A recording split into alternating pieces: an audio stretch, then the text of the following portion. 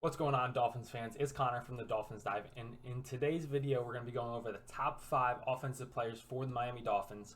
Before I get into today's video, though, quick little plug to the merch shop, dolphinsdive.com. You can get dope Dolphins merch like this Mike McDaniel McLovin shirt. We got some cool Tua merch out there, Javon Holland, Jalen Waddle. And I'm going to continue to try and come up with some designs. If you have any suggestions or some kind of shirts that you're missing out on that you'd like, comment it down below, and I try and make it happen. So, hopping right into today's video. So I want to clarify what I mean by top 5 like offensive players. I'm not meaning the most talented or even like best at their position. I'm meaning most important to the Dolphins. So which players on the Dolphins are of the utmost importance. So we're going to start off with some honorable mentions because some people didn't make the list that kind of upset me. I'm like, damn, they're kind of ballers, and I wish they made the list, but there's only 5 spots. I was gonna do 10, but then I was like, there's 11 starters. I'd be basically listing the entire team. So I'm doing top 5, making it difficult. And comment down below your thoughts and what you agree and disagree with. So my first honorable mention is gonna be Alec Ingold, fullback. Obviously, I put out a tweet about him the other day, and I'm like, not only like it was a very underrated signing. He's one of the best fullbacks in all football. He's very athletic for the position. He can block, catch, run. Like, he's athletic as hell for the position. And he's a tremendous leader, man. He did, I forget what they're called, but when you speak to the graduates when they're graduating, he did one of those speeches. It was really good on his Instagram. He's got a book out. The dude is a leader, great dude, great locker room guy, and he's good on the field. So I think he's someone, when he's on the field, his impact's felt obviously in 21 personnel when we have 2 running backs and he's fullback. He does his job very well. There's been instances where he's lines up as receiver. He's made some plays there as well. So Alec Ingold, the dog, he fought through. I think he played with the cast against the Bills. Like, he's a tough dude, great player, great in the locker room. Next honorable mention, Big Bobby Hunt, Rob Hunt. Obviously, I wish he could have made the top 5, but just didn't squeeze out. He's one of our better offensive linemen. His only downside is that it's right guard. Obviously, guards are probably one of the least valuable positions on the offensive line, but nonetheless, he's still one of the top players on our team and a very good draft pick, second round pick, and he's panned out completely. I've been a fan of moving him to right tackle because he's proven to play at a decent level there, but Dolphins are content with him at guard, so that is what it is. But Big Bobby Hunt is a baller.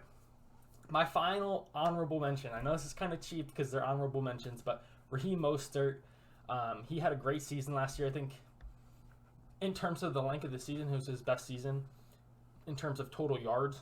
And that Buffalo Bills game in the snow, like, that gets me excited because obviously I've said this all offseason too, I'm a big Mostert fan. Obviously, everyone knows him for his speed, but that guy was running tough. He was running through people, breaking tackles. He had that, like, 67-yard run. He was breaking tackles left and right. Like, he's not just a small speed guy. He can run through people. He's a great leader in that running back room. And he's even mentioned how he can't wait to bring Devon Chain along. Like, he's a great locker room dude, and he's great at his position. So definitely had to sneak him in there. But starting the top 5, coming in at number 5, Connor Williams. A tremendous free agent signing. I remember when we signed him, I thought he was going to be a guard, and then we found out, I forget if it was OTAs or training camp, that he was going to be playing center. And we're all like, I mean, the Dolphins have, we had like PTSD from previous coaching staffs of moving people along the offensive line and that not panning out. So we all had our concerns. All of training camp was Connor Williams is snapping the ball too high. And he had his snapping concerns here and there. But playing center in this scheme is not easy. They have to be very athletic to be able to climb to the second level when they're doing their double team blocks. And Connor Williams played at an extremely high level all season long in the passing game and in the running game. So it was a home run signing. We signed him to a 2-year deal, so he's on the last year of his deal. I'd be a big fan if we could get him extended and keep him on the team long term, as he's a very good offensive lineman, and he showed that this past season. Coming in at number 4, Jalen the Penguin Waddle, which we have his shirts also on the website. Check it out, thedolphinsdive.com.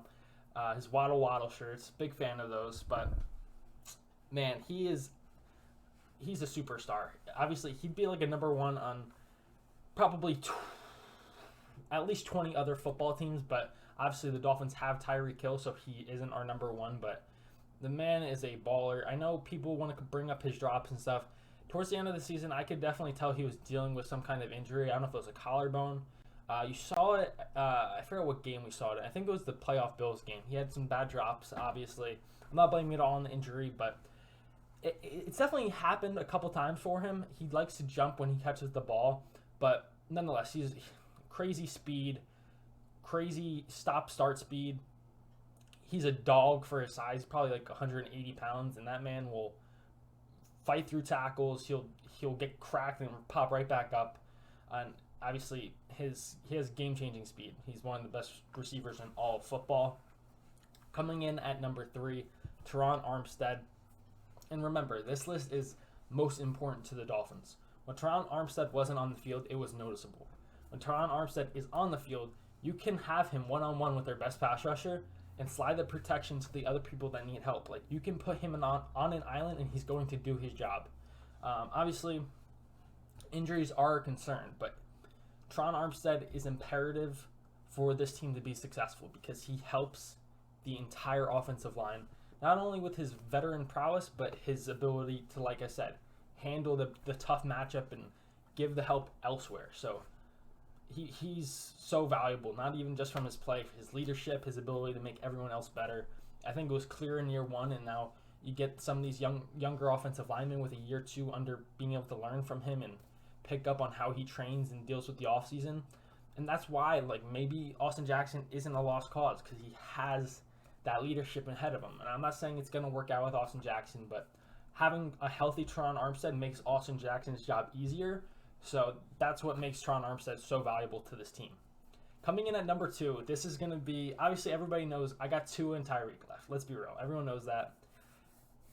This might have some Dolphins fans scratching their head, but I want to emphasize, I said importance to the team. So at number 2, I have Tyreek Hill. I know it seems like a crazy Tua, whatever. No, it's just about importance. But Tyreek Hill is arguably the best receiver in all football. I'd be damned if you could find someone else. I mean, you say Justin Jefferson, maybe, sure, whatever. But I don't care. The Cheetah is insane. Obviously, he's got that home run speed, but, I mean, his stop-start ability is insane. He terrifies DBs, like him and Waddle. And I think that's partially why the Dolphins haven't gotten all in on the tight end is you have to realize we have Tyreek Hill and Jalen Waddle. You want to maximize how many times you're feeding those guys. You don't need to necessarily worry about feeding a tight end 8 targets a game when you have those weapons on the outside. Not to mention the slew of other guys we have. So Tyreek Hill should have a minimum of 10 targets a game. Anytime he has the ball in his hands, he can score. He puts the defense on their heels. He allows you to run the ball better. He's just a complete game changer. He's a game wrecker.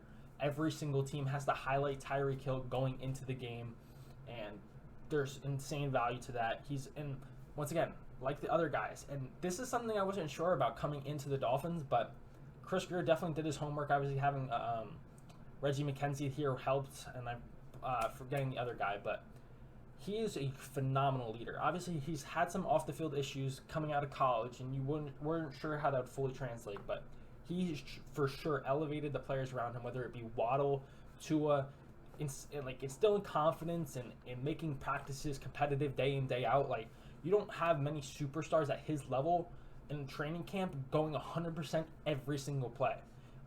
And he's mentioned how Wes Welker and Mike McDaniel helped raise his play and helped him set the standard for the rest of the room. So Tyreek Hill, once again, like Teron Armstead, tremendous, amazing on the field, arguably one of the best players in all football, but in the locker room, he's definitely helped out the team a ton. So obviously I was very heavily considering him at number 1, but number 1 being Tua Tagovailoa.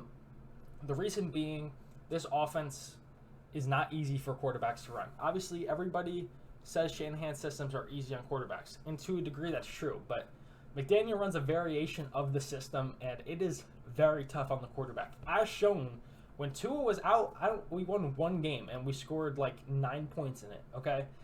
It's a timing-based offense, and it suits Tua's skill set so well, but you need to have that continuity, and you need to have that rhythm between quarterback and receivers, and Tua just has such a good feel for timing and windows and his quick release. Like, people want to shit on Tua for being checked down, although he led the league last year in yards per attempt. But that's what the big flack was him.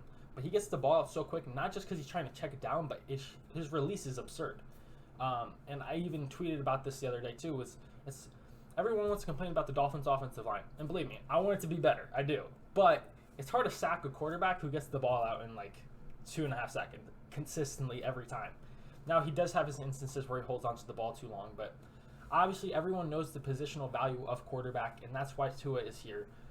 There's such a clear difference with him being on and off the field. So a healthy Tua means the sky's the limit for this team, honestly. Like that's the biggest concern for this team, is if Tua can play every single game, I'm very confident that we could potentially make a run for this division. Like Tua played at an MVP level last season. People can't wrap their head around that, but he was so good. And he had some down games, the Chargers and Niners game specifically, but if you understood what was going on, the Niners game I'd put more on him, but the Chargers game, that was an off, like their defense just was so schemed up well. But year 2 in this system, for the first time, he's having an offensive coordinator for the same year since high school. So Tua gets a lot of flack. He's very controversial. And I'm not even saying he's the best quarterback in all football. And as a individual player, I would say Tyreek Hill is better than him. But importance to this offense, Tua is number one because of how valuable he is in terms of the timing of everything, his ability to be accurate and on time every single time. So there's a reason Mike McDaniel's super excited about Tua, and we saw it all of last season. Obviously, I'm glad he's taking this offseason to try and stay healthy and be preventative about potential injuries. Because, like I said, I think when he's on the field, it's so noticeable how good this offense can be. So that's my top 5 offensive players. And I'm going to start my player review videos because the offseason obviously is a downtime. There's not a lot of content to put out there. So I'm going to be doing a player review for every single player on the team.